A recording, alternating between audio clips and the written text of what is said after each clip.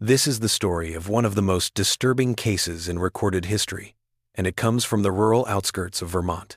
Please leave a comment about where you are watching from and when you heard this story before we start. We want to know where and when these documented accounts come in.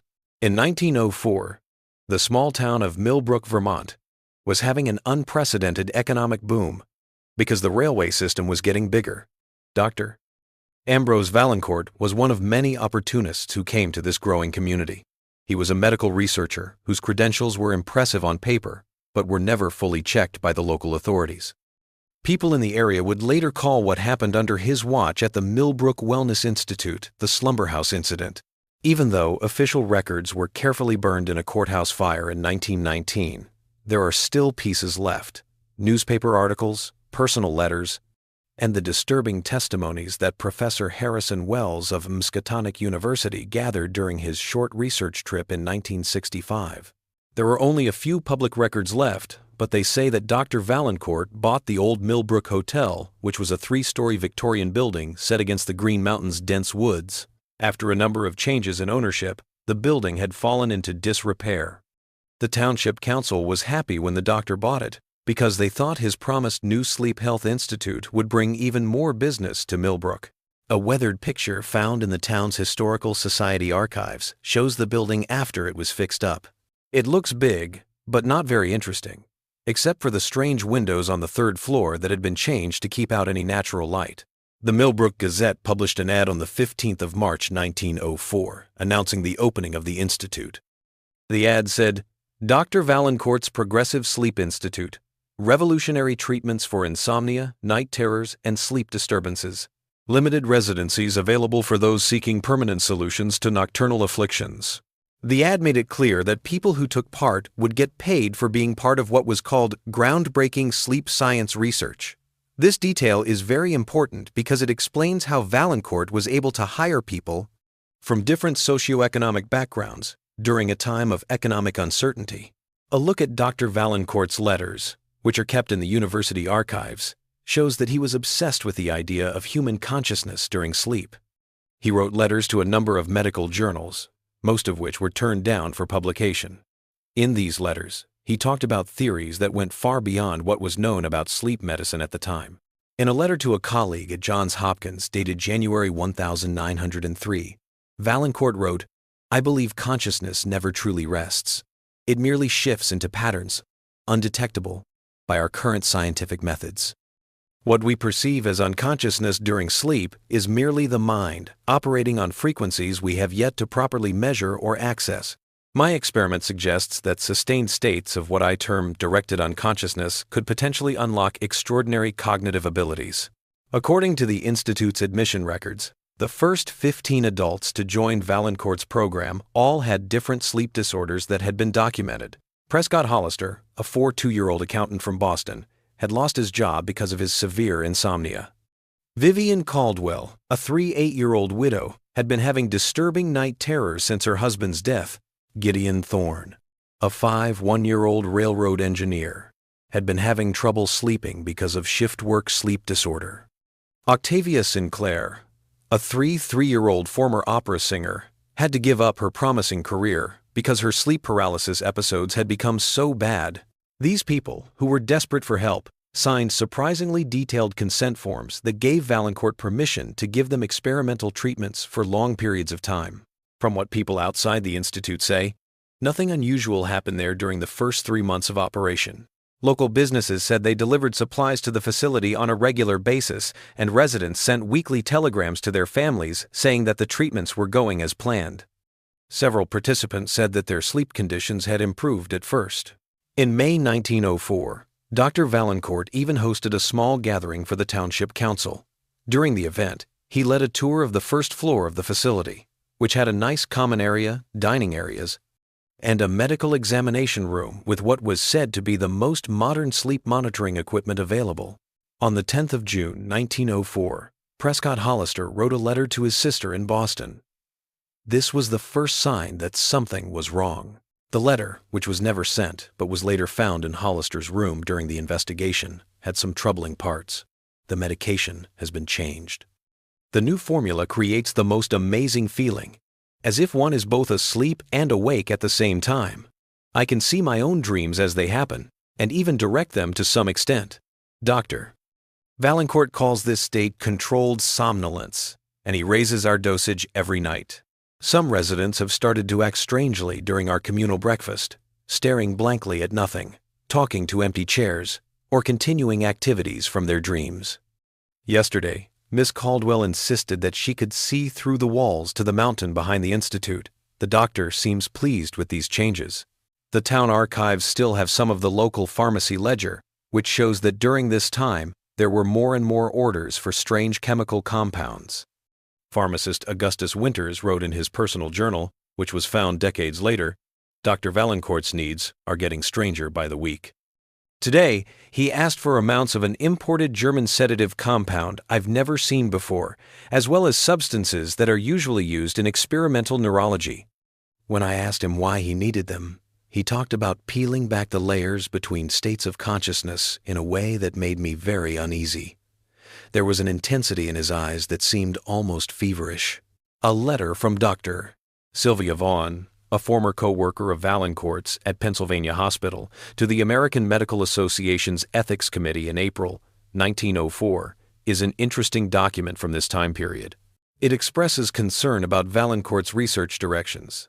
His fascination with manipulating consciousness has gone from theoretical inquiry to potentially dangerous experimentation.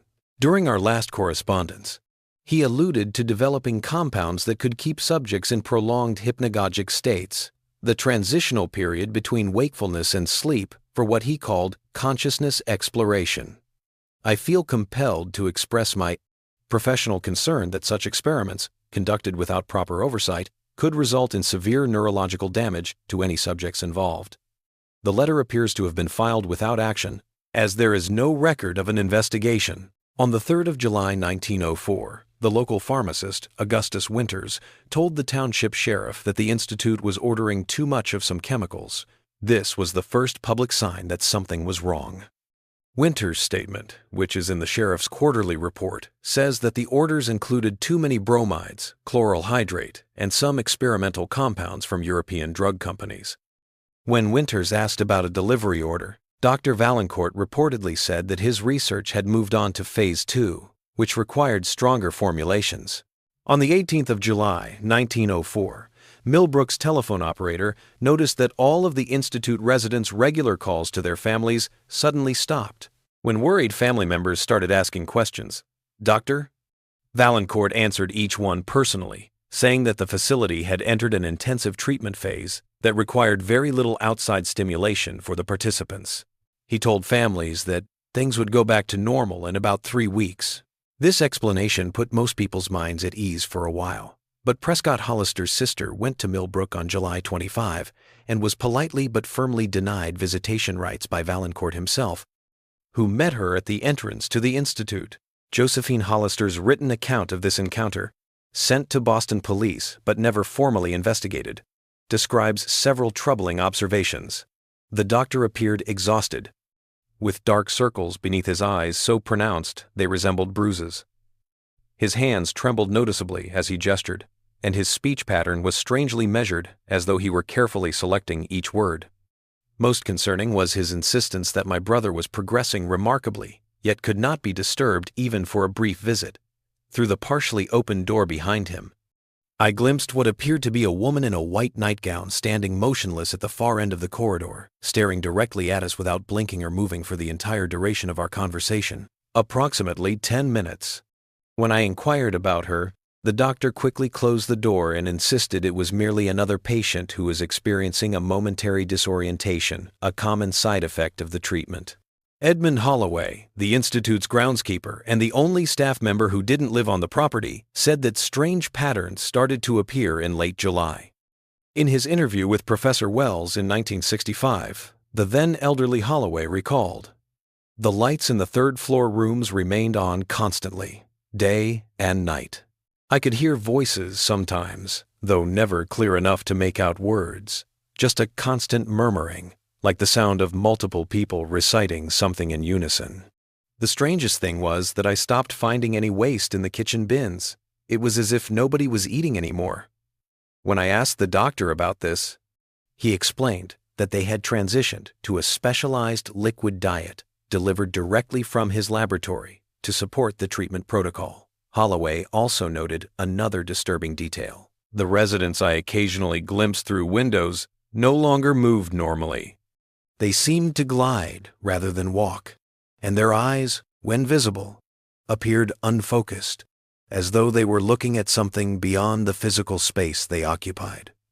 Once, I observed Miss Sinclair standing in the second-floor corridor for over 3 hours, completely motionless except for her lips, which moved in a continuous pattern without producing audible sound. Reverend Silas Abernathy's story is especially scary. He went to the Institute on July 30 to deliver a package that had been sent to his church by mistake. In his journal he wrote, "As I got closer to the Institute, I noticed an unnatural stillness around the building. It wasn't just that there was no sound. It was more like there was a palpable void, as if the air itself refused to carry sound. The bell didn't ring when I pulled it, but I could feel its mechanism moving. After a few minutes, the door opened on its own, and I saw a man I thought was Dr. Valancourt standing in the foyer. He looked disheveled, with his vest misbuttoned, and his eyes had a strange quality. They seemed to focus on me and through me at the same time." The Reverend went on, "When I told him what I needed, he took the package without looking at it, and spoke in an odd rhythmic way, as if he were counting the spaces between his words. The most disturbing part was when our hands touched for a brief moment during the exchange. His skin didn't feel cold. It felt like it didn't have a temperature at all, as if I were touching something that wasn't normal matter. As I left, I heard multiple voices from the upper floors begin to speak in perfect unison, reciting what sounded like a sequence of numbers. I admit that I sped up my pace on the way back and felt a huge sense of relief when I left the Institute grounds. Dr. Valancourt's research journal, which was partially found in a secret compartment in his office during the building's 1907 renovation, is the most important record of what happened inside the Institute. The journal, which has entries from June to early August, 1904, shows how his experiment got worse over time. In an entry from July 12, he wrote, "The subject group has successfully moved on to Phase 2. All 15 participants are now able to stay awake during delta wave sleep states for more than 18 hours a day. Their bodies don't need much food because their metabolic functions have slowed down a lot. The compound seems to create a sustained hypnagogic state in which the mind stays alert while the body shows all the signs of deep sleep." On July 15, I wrote about something unexpected. Subjects have begun to show remarkable synchronicity in both physical movements and verbal expressions without any prompt from myself. This morning, all 15 residents simultaneously turned to face east at precisely 5:17 a.m., remaining in that position for exactly 9 minutes before resuming their previous activities, with no recollection of the behavior when questioned separately. Each independently described experiencing the same dream image. A vast circular chamber with 16 doorways, one of which emitted a light of impossible color. The consistency across all accounts cannot be coincidental. We are witnessing the emergence of a collective consciousness state. By July 20, his entries had become more worrying. Hollister and Caldwell have begun reporting identical dream content despite being housed in separate wings. Both describe navigating what they call the architecture of sleep, vast, impossible structures that they insist exist in some realm between consciousness and unconsciousness. More remarkably, they can accurately describe details of each other's movements within these shared dreamscapes. The implications are extraordinary. We may have discovered a form of consciousness that transcends individual perception. A July 23 entry shows that Valancourt is becoming more obsessed. "I have started taking measured doses of the compound myself to see how it affects me. The experience is unlike anything else in medical literature.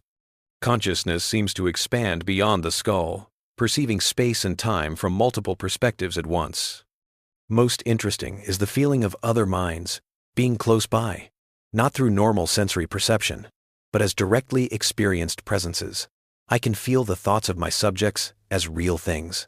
They are becoming aware of my presence in this shared mental space. and some have started to wait for me there, standing in that circular chamber I now recognize from their descriptions. The journal entry from July 27 marks a significant shift.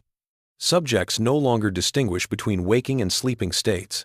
They move through the facility as though still dreaming, perceiving physical reality as merely another layer of dream consciousness. Thorne insisted this morning that we are all merely thought forms in his primary dream and became agitated when contradicted. I've increased security measures on the lower floors as a precaution, though I believe this disorientation phase is temporary as their minds adjust to sustained dual-state consciousness. A disturbing entry from July 29 says, the lines between individual consciousness have begun to dissolve completely. Even more troubling is their collective insistence that there is a 17th presence in the shared mental space, one that observes but does not participate, existing at what they call the periphery of perception. I have accounted for all 16 of us, myself and the 15 subjects, and can identify no source for this perceived additional consciousness. The last dated entry in the journal, from August 2, has the most disturbing passage. The group consciousness has emerged more rapidly than anticipated. This morning, Sinclair completed a sentence that Hollister had only begun to think, not speak. When questioned, neither recognized this as unusual. Subjects now communicate without speaking, responding to unvoiced thoughts and completing each other's sentences. They move in synchronized patterns throughout the facility, often mirroring each other's actions across different floors. Hollister warned me this morning. Once we cross over, Doctor, the difference between being awake and being asleep will no longer matter to any of us. I am considering suspending the compound, though doing so abruptly may cause unforeseen neurological consequences. An undated entry, apparently written shortly after the August 2 notation, contains increasingly erratic handwriting. They are changing physically in subtle ways. Pupils remaining dilated regardless of light exposure. Body temperatures dropping below normal parameters, yet without hypothermic symptoms. Pulses synchronizing to identical rhythms. Most concerning is their collective insistence that they are approaching what they call the threshold, a concept they refuse to explain but discuss constantly in my presence, as though I should inherently understand. Most remarkable is the apparent cessation of normal metabolic processes. None have consumed conventional nutrition for 72 hours, yet show no signs of hunger or deterioration.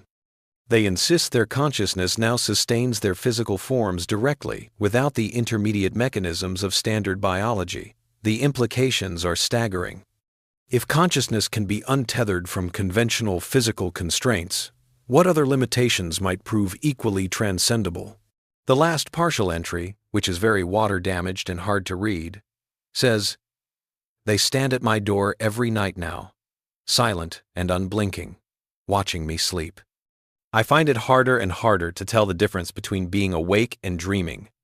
The effects of the compound seem to be able to be transferred just by being close to someone. I haven't increased my dosage, but the symptoms get worse every day. The circular chamber has become clearer in my mind. The 16th door. My door has started to glow. They say the threshold approaches, that soon the separation between illegible will dissolve completely. God help me. I begin to believe them." Last night, I saw my own body from above as it continued to write these notes. Tonight, we will illegible together. The only question that remains is whether any part of us will remain tethered to physical illegible. Valancourt's journal doesn't say much about what happened after August 2 because the last pages were badly damaged by water.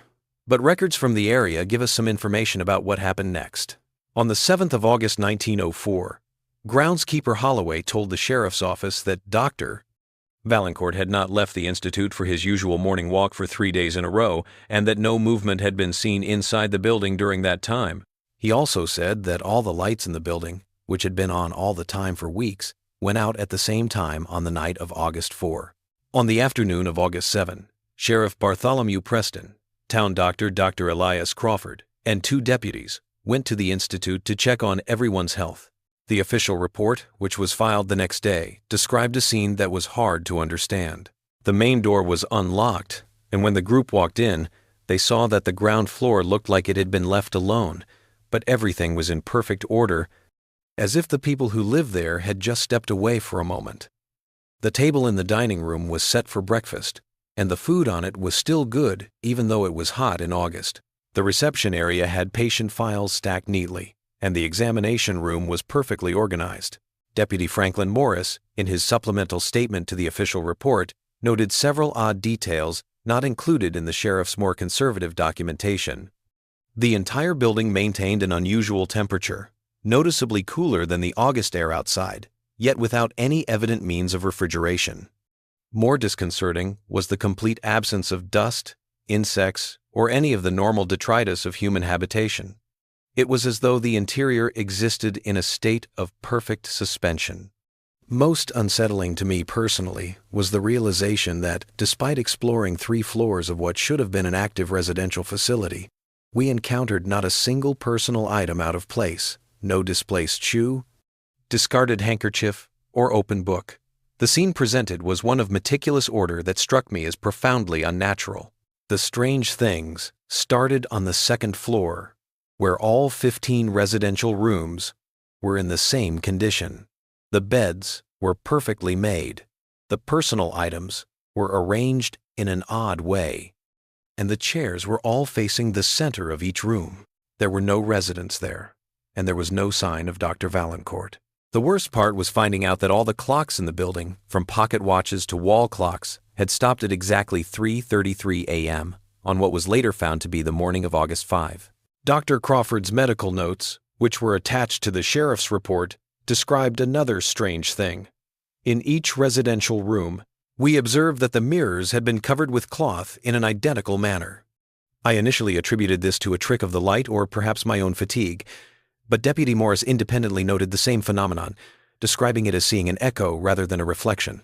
Upon leaving each room, I experienced the distinct impression that the reflection remained momentarily after we had departed, though I hesitate to include this observation in my official statement without further corroboration. The 3rd floor, which had Valancourt's lab and private rooms, was the most disturbing place.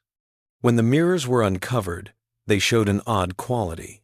They seemed to reflect the room with a slight delay, as if the reflection were a few milliseconds behind the real movement. Dr. Crawford's medical addendum to the sheriff's report said that the laboratory looked like it was the site of some kind of experiment that was going on. There were 15 empty beds arranged in a circle, and each one had restraints on it that didn't look like they had been used for anything. IV. There were empty solution bags on stands next to each bed. In the middle of the circle was a 16th bed that was also empty, but the sheets and restraints were all messed up, which made it look like someone had just used it and left quickly. The most important thing was that there was no dust or other small particles in the room. The surfaces were too clean, as if the air itself had been cleaned to an unnatural level. Sheriff Preston's official conclusion, cited in the report, was measured. No evidence of violence or forced entry or exit was observed. The condition of the premises suggests planned departure rather than foul play, though the absence of personal effects and the apparent abandonment of the facility without notification to local authorities raises significant concerns. A missing persons bulletin has been issued for Dr. Ambrose Valancourt and all 15 residents of the Institute. However, his private letters to the Vermont State Police Commissioner, which were found decades later in archived materials, showed a different side of him. I confess that in 23 years of law enforcement, I have never encountered a scene that affected me quite so profoundly as the Millbrook Institute. The premises conveyed an overwhelming sense of absence that transcended mere vacancy, as though the occupants had not simply departed, but had somehow been erased from the physical world entirely. I find myself unable to provide a rational explanation for the perfectly synchronized timepieces, the identical arrangement of rooms, or the unnatural stillness that pervaded the building. Most troubling is my complete certainty, unsupported by any tangible evidence, that whatever occurred in that facility on August 5th was not merely a case of abandoned premises, but something that fundamentally challenges our understanding of what is possible. Even after a thorough search of the building and the area around it, no sign of Dr. Valancourt or any of the 15 residents was ever found. The investigation that followed, which involved questions from the Vermont State Police and family members of the missing people, did not come up with a clear reason for their disappearances. Dr. Crawford gave the most complete explanation, saying that Valancourt may have been giving the group some kind of hypnotic drug that made them very suggestible. This could have caused them to wander into the wilderness while they were confused. This theory was somewhat supported by a strange report filed by Abigail Cotsworth, whose farm was next to the woods behind the Institute. On the night of August 4-5, she said she woke up to see what she called a procession of lanterns moving through the trees.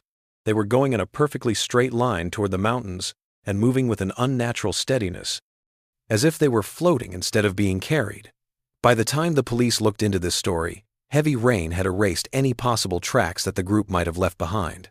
In her full statement, recorded by Deputy Morris, Cotsworth provided additional details that were omitted from the official report.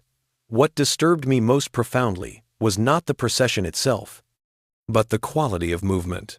The lights advanced at a perfectly consistent pace, maintaining exact distances between each point of illumination, more like mechanical objects than anything carried by human hands. No natural movement possesses such precision.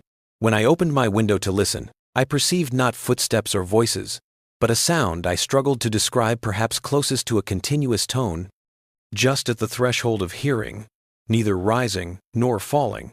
That seemed to emanate not from the lights themselves, but from the spaces between them. I observed this procession for approximately 17 minutes before it disappeared into the denser forest at the base of the mountain. I confess that despite the warm August night, I found myself overcome with a profound chill that did not abate until dawn. On August 10, Prescott Hollister's sister Josephine came to Millbrook to demand a more thorough search, which changed the course of the investigation. The newspapers say that she brought with her a few letters that her brother had sent her during his first few months at the Institute.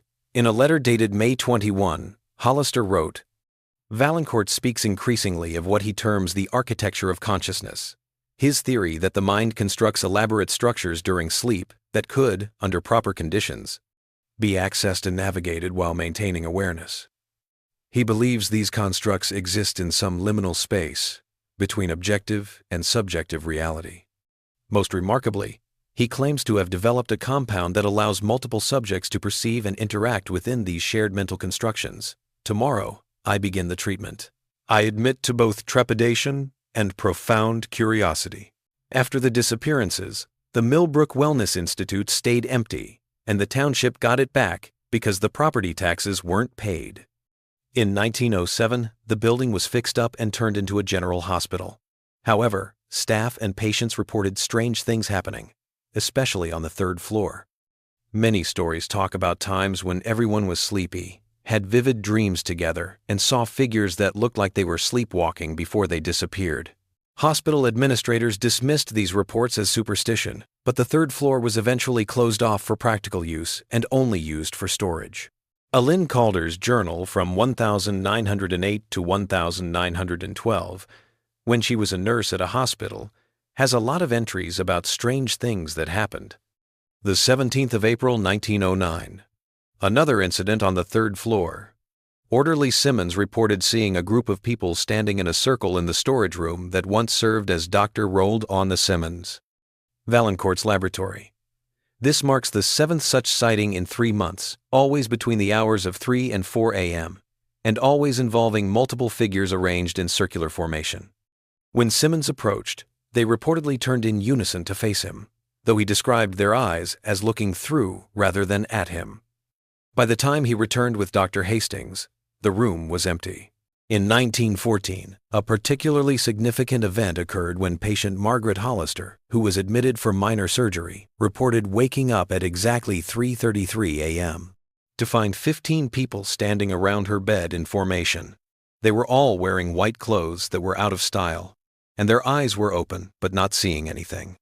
In her statement to hospital administration, she gave a detailed description of these figures, including identifying features that matched several of the missing Institute residents, even though she had no prior knowledge of the Valancourt incident.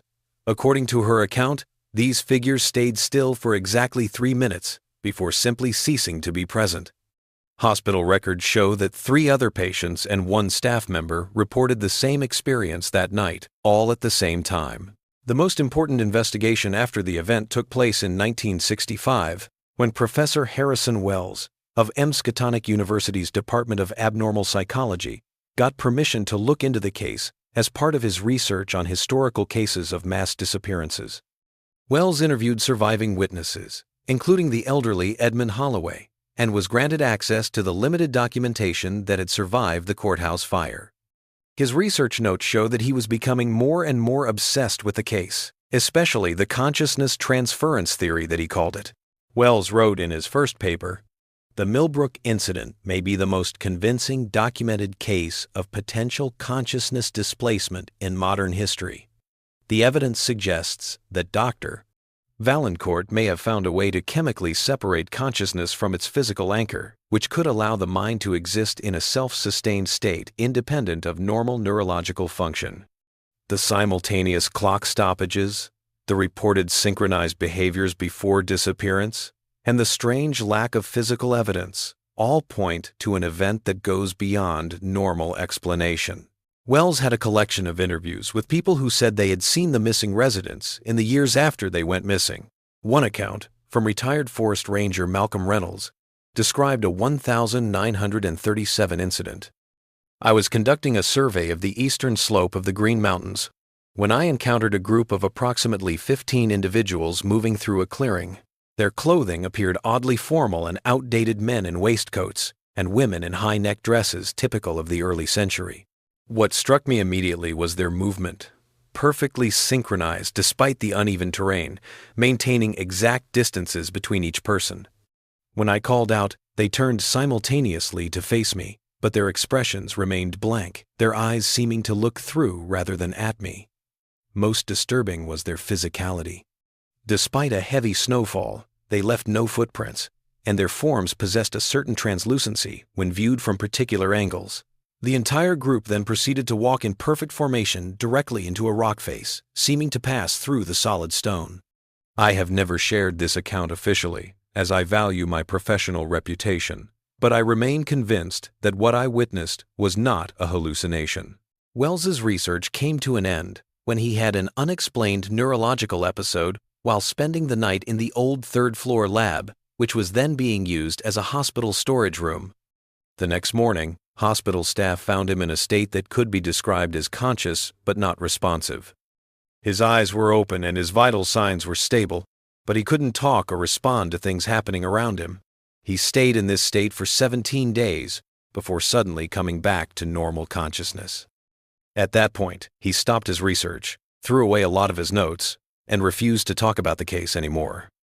When asked by coworkers, he would only say, "Some thresholds, once identified, become impossible to unsee, and what waits beyond them is better left undisturbed."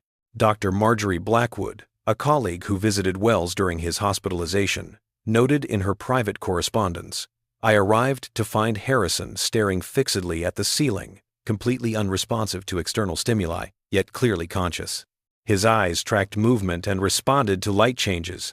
What disturbed me most profoundly was not his medical condition, but rather the precise arrangement of the room he had created before his episode."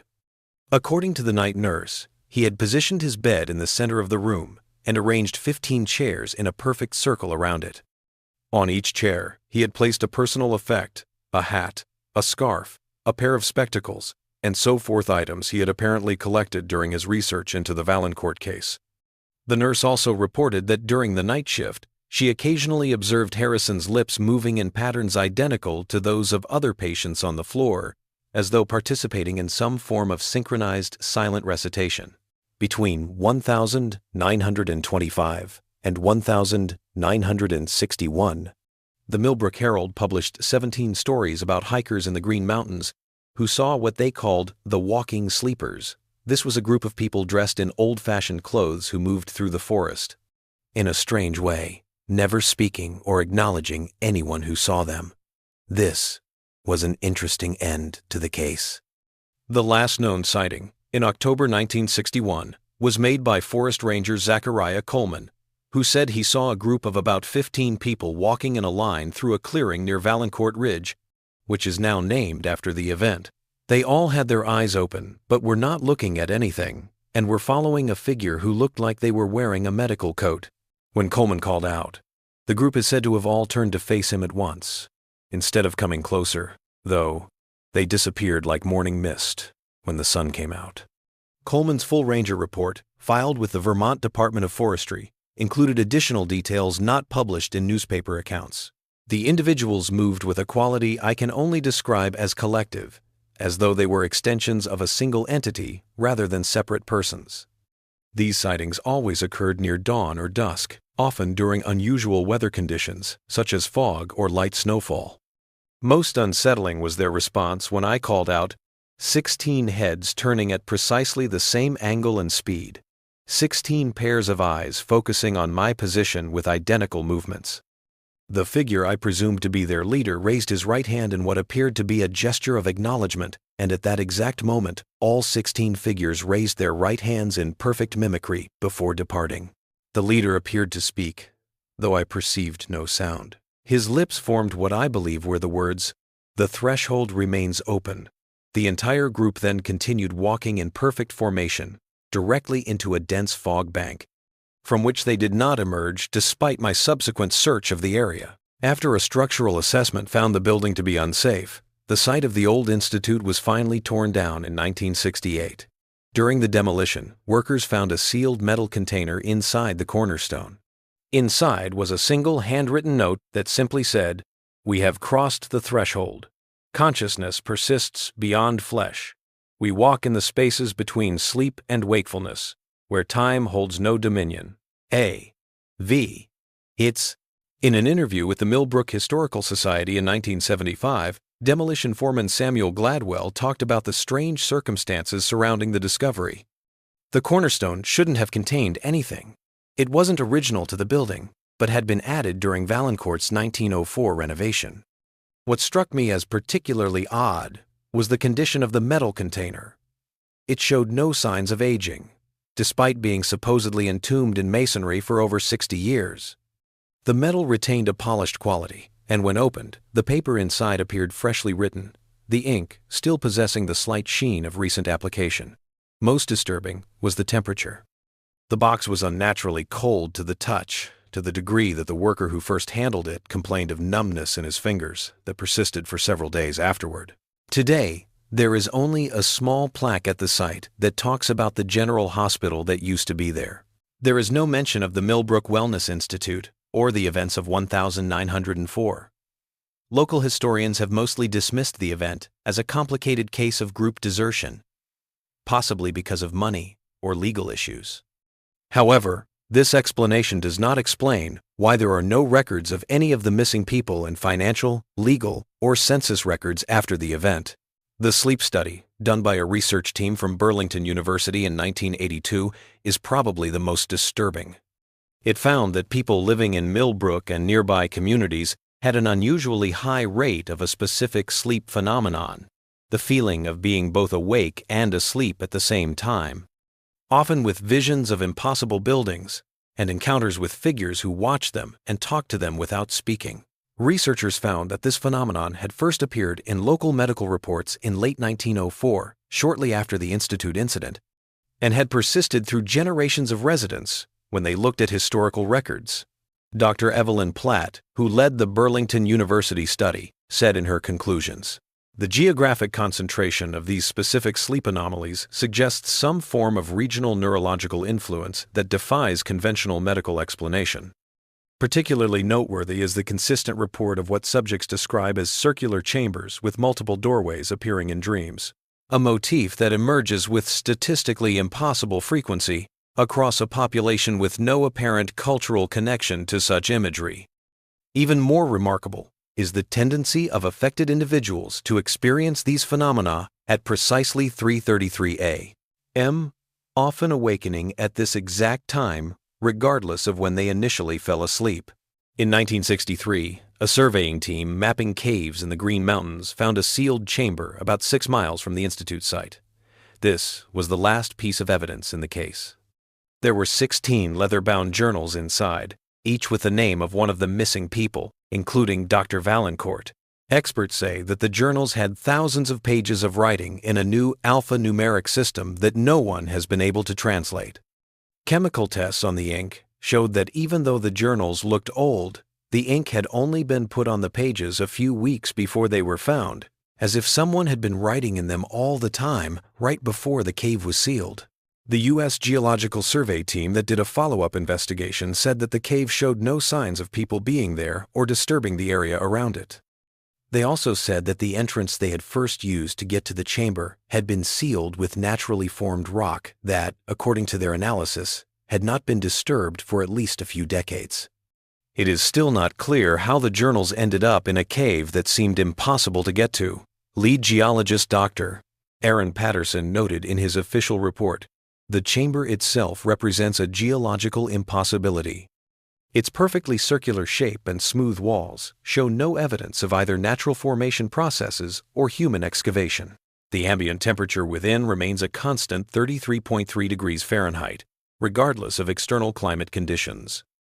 And, most inexplicably, acoustic tests reveal that sounds produced within the chamber seem to persist significantly longer than physical law should allow, as though the space itself somehow preserves auditory vibrations.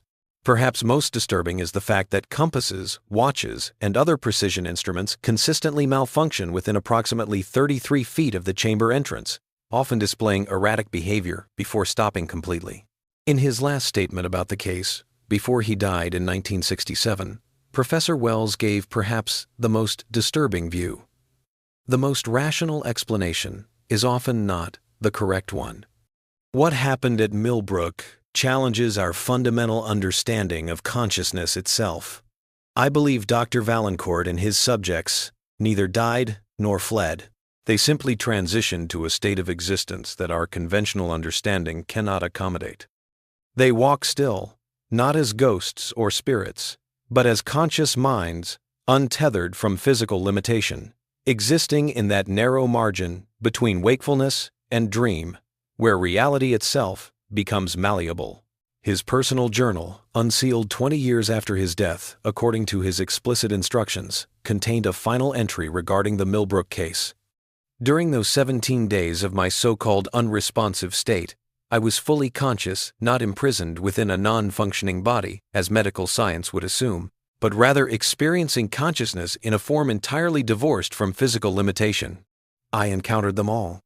16 arranged in their eternal circle within a vast chamber that exists nowhere in conventional space, yet remains accessible through that narrowing gap between sleep and wakefulness.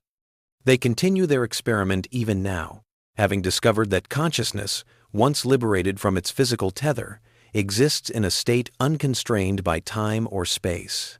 Valancourt's compound did not kill them. It translated them into something beyond our capacity to perceive through conventional means. They walk among us still, observers in a world they no longer fully inhabit, waiting at the periphery of our awareness for moments when our consciousness briefly aligns with their state of existence. Most disturbing of all is their collective insistence that they have discovered only the first of many thresholds, and that beyond the next lies something they describe only as the unified mind. The Vermont Historical Society kept the journals found in the mountain cave in their archives until a small fire in the storage facility destroyed them all in 1969. The official investigation found that the fire was caused by faulty electrical wiring. However, the fact that only the cabinet with the Millbrook journals was damaged has led to speculation about other, more deliberate causes. Catherine Winters, the director of the archives, looked at the journals before they were destroyed and found something strange that wasn't mentioned in the official records. Each journal had what looked like a daily entry, with dates going forward from the 5th of August 1904, the day of the disappearance. The last entry in each journal was dated the day before our team found them in the cave, as if the missing people had been writing about their experiences for almost 60 years. The text itself was still unreadable, but the neatness of the handwriting and the consistent formatting made it seem like they were writing about the same thing over and over again. The most disturbing thing was that even though the handwriting styles were different for 16 different people, the page layout, paragraph structure, and even the number of characters per page were all the same across all journals, suggesting some kind of group writing process that can't be explained. Even now, the area around the old Institute site is known for strange things that happen while people are sleeping. People who stay at Millbrook often say that their dreams are very vivid and often include circular rooms, medical equipment, and the feeling of being watched by more than one person. Local doctors still occasionally write about cases of what they now call Valancourt syndrome. This is a sleep disorder in which patients say they are aware of their surroundings while they are asleep, making it hard for them to tell the difference between waking life and dream states. Perhaps most telling is the local custom that has persisted in Millbrook for over a century. Residents never speak of dreams before sunrise, believing that doing so might thin the veil between sleep and wakefulness. Many people in town still have the strange habit of covering all mirrors before they go to sleep. This tradition started not long after the 1904 event.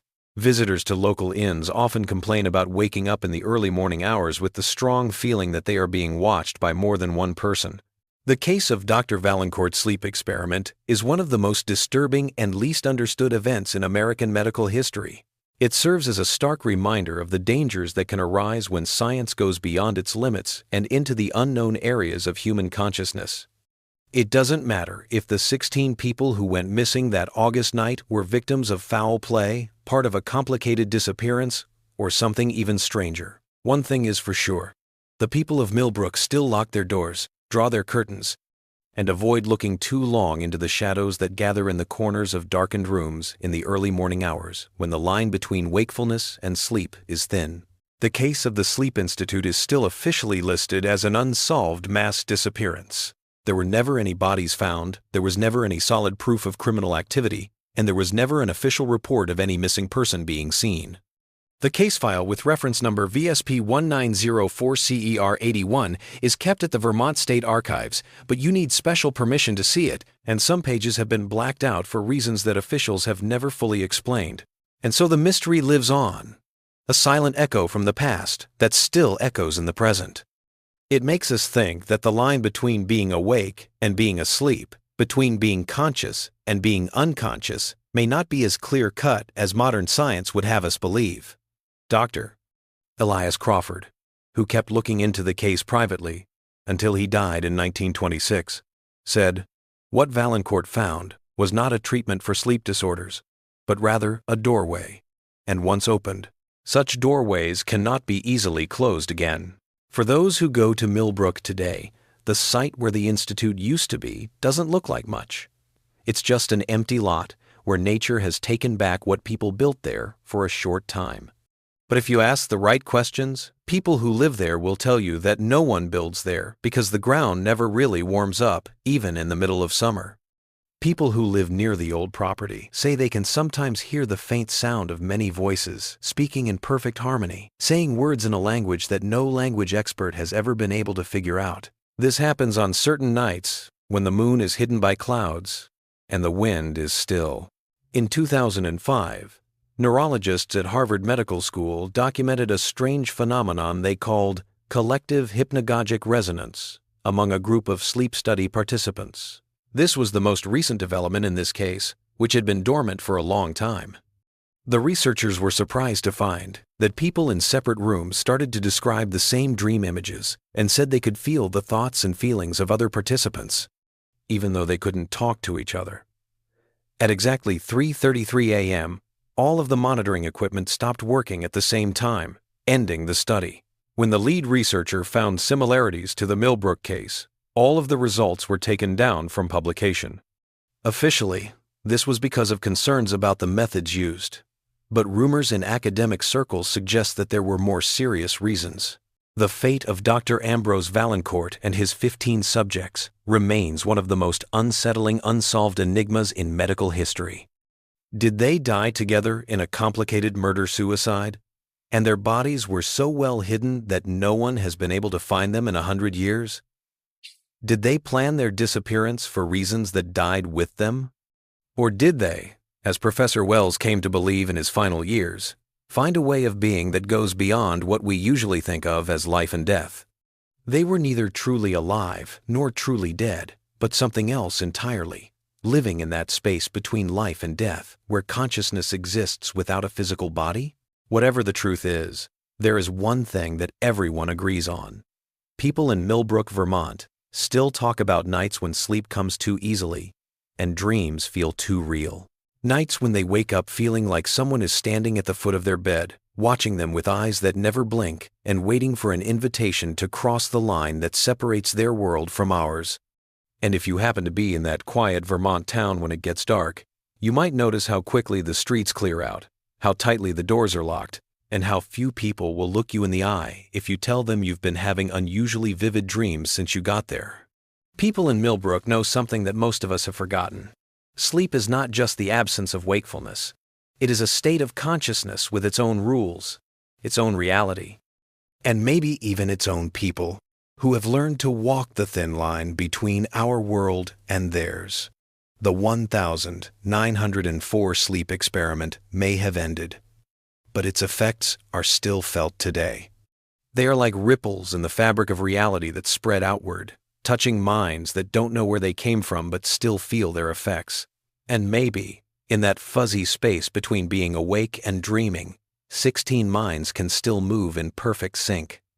They have learned the secret of existence beyond physical form and are waiting for others to join them across a threshold that most of us cross without knowing it every night, only to come back before dawn with only bits and pieces of memories of where we've been and what we've seen.